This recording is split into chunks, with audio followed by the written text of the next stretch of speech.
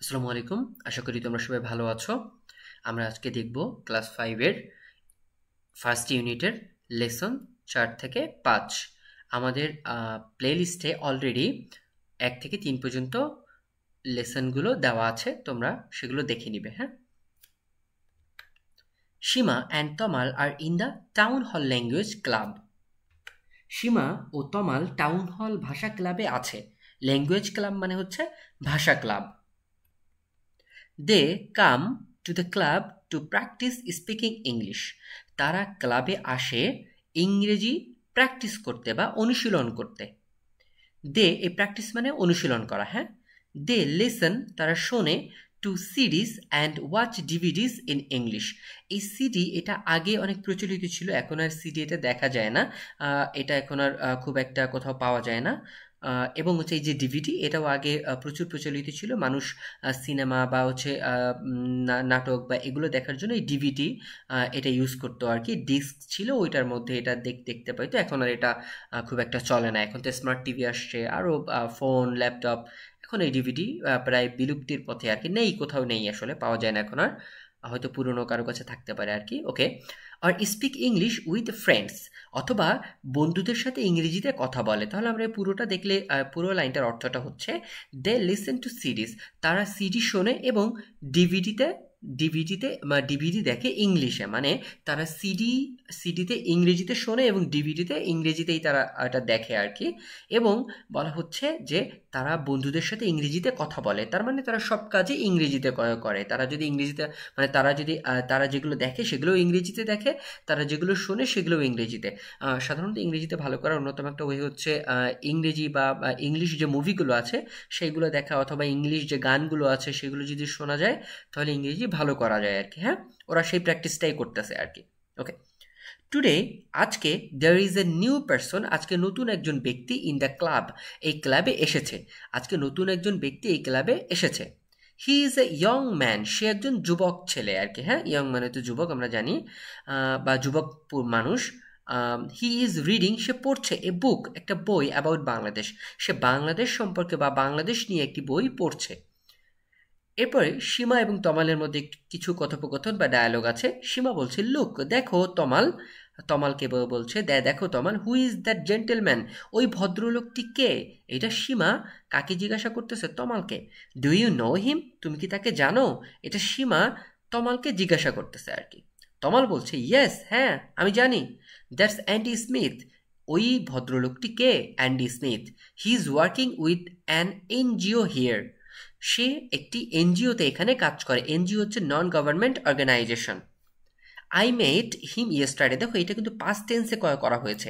I met him yesterday আর কি। হ্যাঁ, এই মেট হচ্ছে পাস্ট আর কি। হ্যাঁ, এই মেটটা হচ্ছে পাস্ট টেন্স। এখানে পাস্ট টেন্সটা ব্যবহার করার অন্যতম কারণ হচ্ছে ইয়েস্টারডে থাকার জন্য আর কি। হ্যাঁ, যেহেতু ইয়েস্টারডে মানে গতকাল তার সাথে পরিচয় হয়েছে, আজকে না, যেহেতু এটা অতীতের কথা এই জন্য এটা পাস্ট টেন্স ব্যবহার করা হয়েছে। অ্যাট দ্য বুক শপ, বইয়ের দোকানে। সীমা বলছে মেবি, সম্ভবত, মেবি অর্থ হচ্ছে সম্ভবত, উই ক্যান প্র্যাকটিস, আমরা প্র্যাকটিস করতে পারি বা অনুশীলন করতে পারি আওয়ার ইংলিশ, আমাদের ইংরেজি, উইথ হিম, তার সাথে আমরা ইংরেজি বা ইংলিশ প্র্যাকটিস করতে পারি।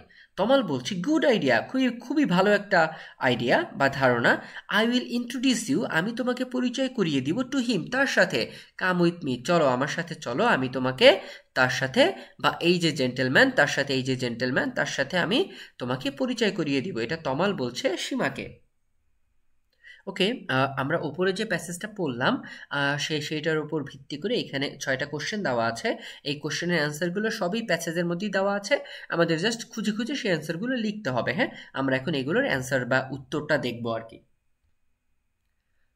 প্রথম প্রশ্নটা হচ্ছে হোয়ার আর সীমা অ্যান্ড তমাল, সীমা এবং তমাল কোথায় আছে?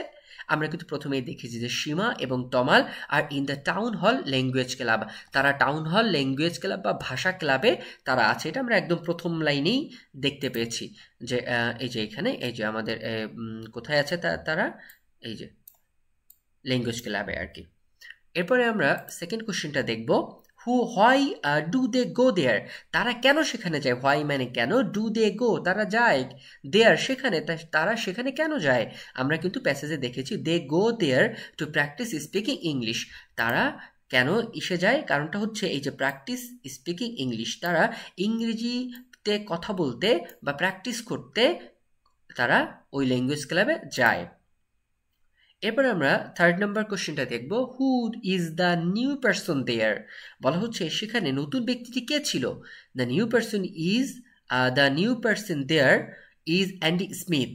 এটা আমরা দেখেছি প্যাসেজে বলা আছে যে নতুন যে ব্যক্তি সে কে? সে হচ্ছে অ্যান্ডি স্মিথ। এই যে দ্যাটস অ্যান্ডি স্মিথ, এটা কে বলেছিল? তমাল বলেছিল আর কি। হ্যাঁ, okay. The 4th question is where did Tamal met the new person. New পারসনের সাথে তমালের কোথায় দেখা হয়েছিল?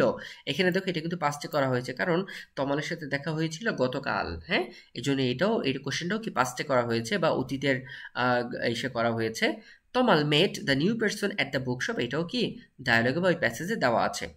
Why does Seema want to meet the new person. বলা হচ্ছে যে সীমা কেন নতুন যে ব্যক্তি বা নতুন যে মানুষটা তার সাথে কেন পরিচিত হতে চাচ্ছে কেন বলো তো? সীমা ওয়ান্টস, সীমা চাচ্ছে টু মিট, সীমা পরিচিত হতে চাচ্ছে দ্য নিউ পারসন, নতুন ব্যক্তির সাথে, to practise English with him, তার সাথে ইংরেজি প্র্যাকটিস বা অনুশীলন করার জন্য পরিচিত হতে চাচ্ছে ওই যে নতুন যে ব্যক্তি তার সাথে। বা এই যে অ্যান্ডি স্মিথের সাথে পরিচিত হতে চাচ্ছে কেন? যে তার সাথে ইংরেজি অনুশীলন করবে। ওকে, যাই হোক, আমরা দেখলাম হচ্ছে লেসন 4 থেকে 5, এটা হচ্ছে তোমার ইউনিট 1।